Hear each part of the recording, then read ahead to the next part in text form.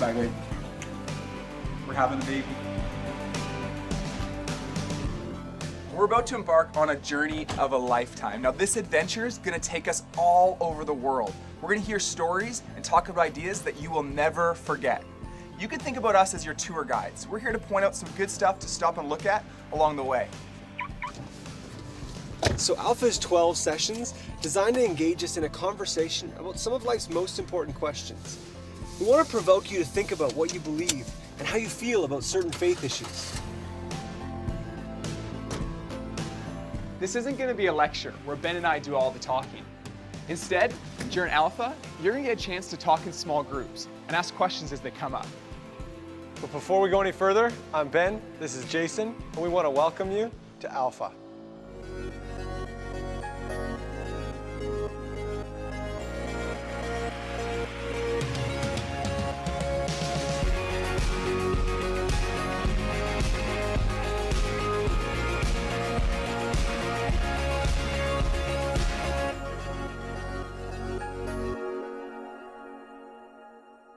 The average life expectancy in the developed world is about 80 years. But what are we supposed to do with 80 years on planet Earth? Hey, what's the point of all this time? Or more importantly, is there even a point at all? Alpha is all about asking life's biggest questions. But it can be a bit weird talking about something like life. It really is something we just do.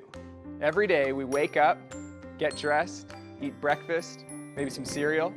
Then we go to school, sit in class, probably do some homework, maybe talk to some friends. Then we go home, go back to bed, and do it all over again the next day. It just sort of happens.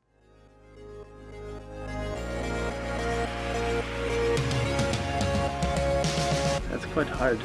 I don't know. I don't know. Maybe the bungee jumping? Yeah, something nuts like cliff diving, you know. Skydive, kayak, hike. Get a big fast jet, head to New Zealand. I think I'd go skydiving. Well, I play music, so I think primarily I would probably just play an unbelievable show. Being here, we'd probably like hit up the skate park, then go to the beach. So I'd probably travel to definitely Australia. Yeah, I'd like to go to Australia. I don't know. I'd probably go hang out with people, my family, you know, spend that time with them. I would probably try to visit a place that I would always want to go to. I would get together, play some music with my friends. I'd probably spend a lot of time with my family. Spend all my money and go shopping, go to the spa and just do a bunch of fun things.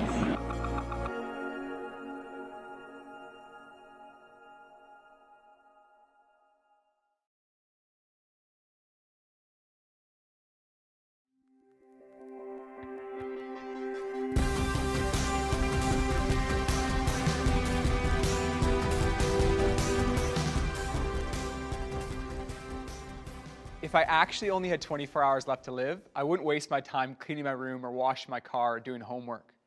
But I think I'd find myself asking certain questions, important ones, about faith, love, and eternity. On Alpha, we're going to have some honest conversations about life and God. We're going to look at these things from a Christian perspective. Now, I know that even mentioning Christianity brings up a lot of mixed thoughts, and that's totally okay. Yeah, when I was in high school, I remember one of my friends told me that believing in God was the dumbest thing he'd ever heard. It was like I told him I believed in Santa Claus or the Easter Bunny. Or maybe you think Christianity is boring. I know I used to think that. I thought it was all about hanging out with old people, singing old songs, drinking tea, and reciting rules from a really old book. Yeah, for me, my biggest struggle with Christianity wasn't that it was far-fetched or that it was boring. For me, I simply couldn't understand how it had any impact on my life. I remember back in grade 8, I was going through a really tough time. I felt like I didn't have any friends at school that really liked me, and I felt like no one at home understood me. I used to fight with my parents over anything. One time, when I was really upset, I don't even remember what it was about, but my dad wanted to help me pass me a Bible and recommend that I read it. But when he gave it to me, I took it and I threw it on the ground. I don't know exactly why I did it. I think it was because it seemed so useless to me. You might not have ever been in a situation quite like that before, but most of us have asked ourselves this question: is God worth my time?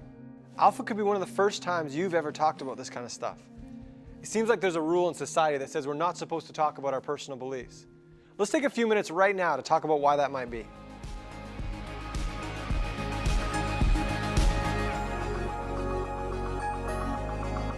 For some reason, the class of things, the boundary that we draw around what religion is and what faith is, we say those things are highly individual and should not be discussed and definitely should not be criticized. I don't know, I don't find it awkward, but because I'm from a place in which everyone is Catholic, so.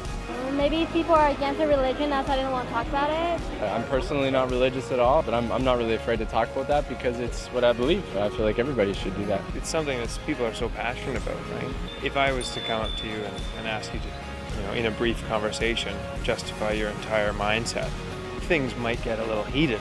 People fear being rejected. Yeah, I think it's like the biggest thing. People don't want to get on each other's bad terms by saying something, or they actually think about it and whether other people might disagree. Just keep it to yourself, that's what I say.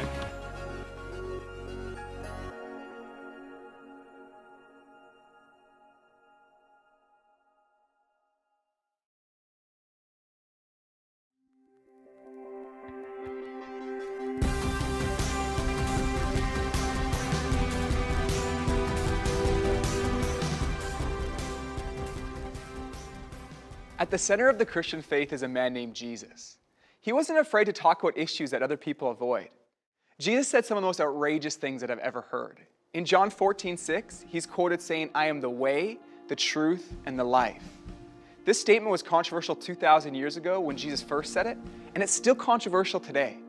We want to crack open each of those statements and see what Jesus is saying. Jesus says, "I am the way." But what does that mean for someone to say, "I am the way"? What is he the way to? I know a man named David who has a really remarkable life. And hearing him talk about it really helps me understand this idea of Jesus being the way. When I was young, at the age of about 12, my mother had a major nervous breakdown and she was hospitalized for extended periods of time. My father also struggled with alcoholism. I had two brothers and we were basically left in many ways to raise ourselves. Going to bed at night at the age of about 12, my mother, she tried to kill herself. My father was out drinking. And I remember through my tears saying, "God, if you're there, I hate you." I so hated God. I was so angry at God. I was so filled with bitterness and resentment. Those experiences marked me, and I decided the childhood that I had was not going to be my life. At the age of 18, I committed to the idea of becoming a millionaire by the age of 30. I was this ambitious, want to be a millionaire by the age of 30 kind of guy during the day, and at night I hung out with drug users and I scored dope and dealt dope and did whatever I had to do to keep that life going. The idea of being a millionaire had been achieved. I could go where I want, when I wanted. I had way more money than I ever hoped for, but I wasn't happy. And I realized that there's still a deep darkness inside of me, a void. I have epilepsy, and for some reason, I started having seizures more frequently. We have a lady who worked for us at that time in our home. Her name is Bonnie, and she was a very sweet lady, a Christian lady. Bonnie saw me after having a seizure one day, and she called my wife and she said that God had told her to come pray for me. And I said, well, I know it's not going to do any good, but I like Bonnie. So she prayed for us. And for some reason, I cried through that process. Didn't know why I was crying, but Bonnie left and we thanked her for coming over. So the next day, I saw a friend, a neighbor, who went to the same church Bonnie does. And I asked my friend, I said, hey, are you going to church tomorrow? And he says, yeah. I said, well, do you mind if I come with you? He says, sure. He was quite happy to bring me. So the next morning, we're standing in church together.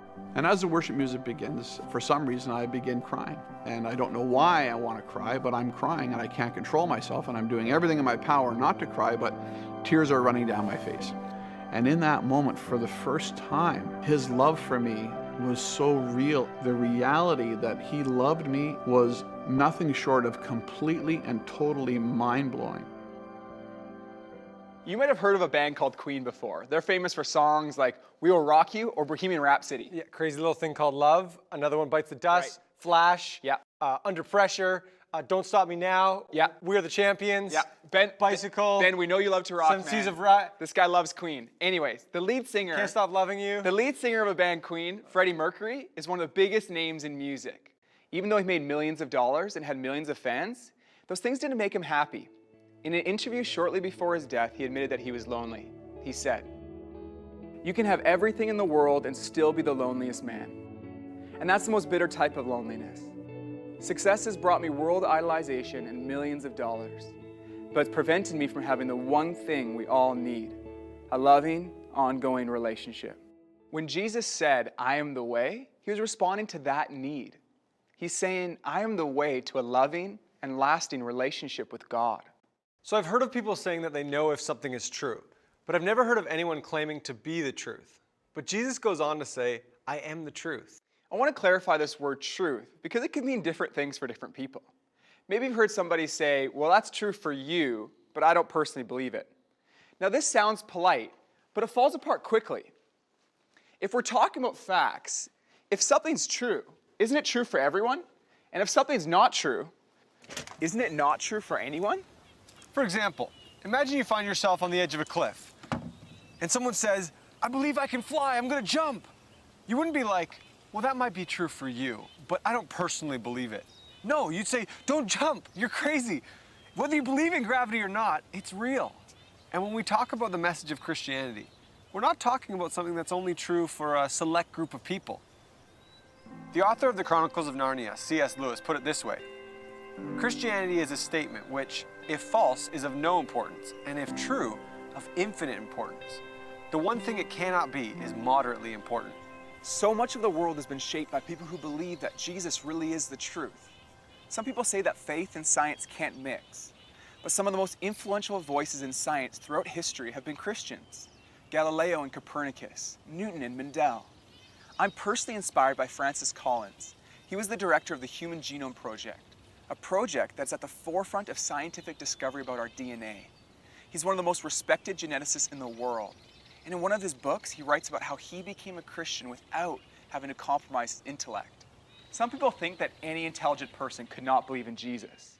But history has been influenced by brilliant men and women who believe and continue to believe that faith and science complement one another. When Jesus said that he was the truth, he was talking about more than intellectual truth. He wasn't just talking about knowing something with our minds, but also with our hearts. There's a big difference between knowing facts about someone and knowing them personally. For example, I know a lot about Oprah because Jay here doesn't stop talking about her. Yeah, pulling out the wallet. Me and Oprah, Vancouver, 07. Seen the picture a couple times today already. Thanks, man. It's a good one. It's a good one of you and Opes. Anyways. If I saw Oprah in the street, I'd recognize her, but she wouldn't recognize me because there's a big difference between knowing about someone and actually knowing them. In Jesus, we discover that truth isn't just a set of ideas, but a person that you can know. Christianity isn't about memorizing a set of rules, but about knowing God personally through Jesus.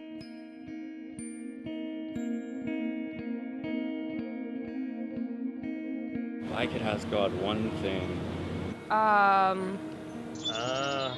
Why he chooses to base everything off faith?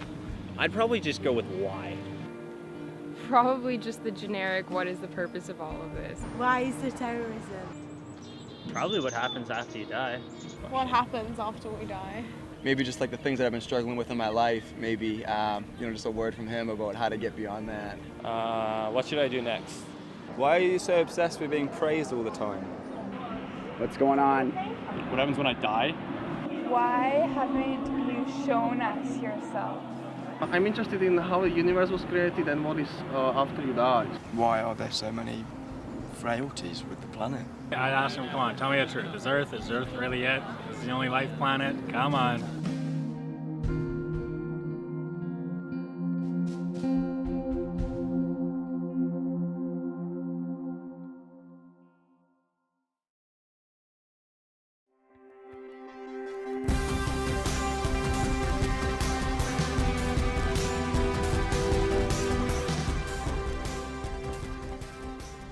Jesus said, I am the life.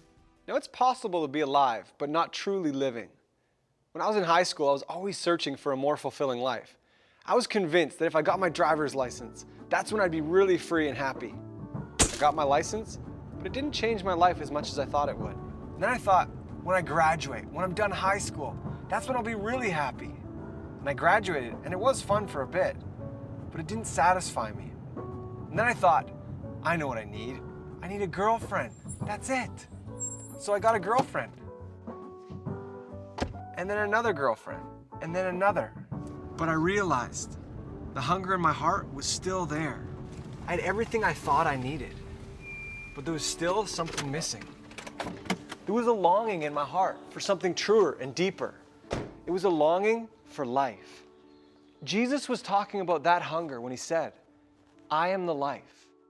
There are so many things that creep into our lives and take away from the life God designed for us. Fear, insecurities, addictions, guilt, hopelessness. This isn't how God wants us to live.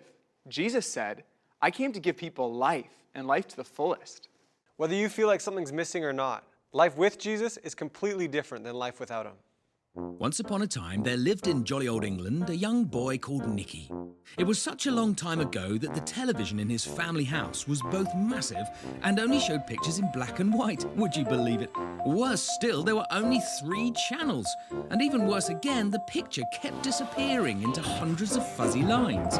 The family did discover that they could make the picture better by standing next to the TV, by placing their hands down the back of the TV. Even standing on certain floorboards helped. The big day came for the 1966 Soccer World Cup final. Just as England were about to score a goal, the picture disappeared yet again. Everyone was frantic. Then Nicky discovered that there was an aerial socket on the TV and a cable coming out of the wall attached to an aerial on the roof. All he had to do was make the connection. Now they could enjoy the rest of the game with the new picture, and their television viewing was never the same again. Life with Jesus is like seeing clearly for the first time. I can remember the specific moment when I decided to trust Jesus with my life. It was August 2nd, and I was driving my dad's car home from a friend's house. I had spent months wrestling with questions about God and life, and at times, it felt like I was wrestling with God himself. On that sunny summer day, I decided to surrender my life to God. With tears coming down my cheeks, I told God that I wanted to follow his plan for my life, and that I wanted to begin a friendship with Jesus. There was a significant change in my life that day. It felt like a huge weight of hopelessness and guilt was taken off my shoulders. I felt a massive sense of relief and then joy in my heart. I felt loved by God, and I've never been the same since. If you live to be 70 years old, this is how you're going to spend your life. You're going to spend 20 years and 3 months asleep, 10 years and 5 months watching TV, 7 years and 6 months eating and drinking, 5 years and 9 months in some form of transportation, 18 months waiting in line, and 6 months at red lights. It's alarming to think that some of us will spend more time at red lights than we will talking about important issues of faith and life. We're going to take some time to ask some of life's biggest questions and explore the life and words of Jesus. You have approximately 570,000 hours left to live, and we want to invite you to spend less than 24 of them with us on Alpha.